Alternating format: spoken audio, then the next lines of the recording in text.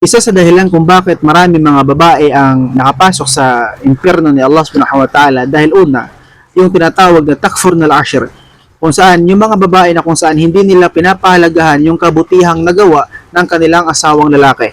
Okay? Halimbawa, mayroong mga babae na kung saan hindi marunong makontento sa kung ano yung ibinigay ng asawang lalaki para sa kanila. Okay? Mayroong mga babae na kung saan na ganito lang yung kakayanan mo, ganito ganon, hindi mo ko nabilhan ng ganito ganon. Gusto nila na makuha yung mga bagay na nais nila. Ngunit kapatid sa pamamatang Islam, okay? Kapatid kong kababayan sa pamamatang Islam, na kung ano yung kakayanan ng ating asawang lalaki, ay karapat-dapat na pasalamatan natin siya. Kung ano yung kaya niya, yung ginawa niya, yung pagsusumikap niya, ay pasalamatan natin siya. Maging proud tayo dapat sa kanya.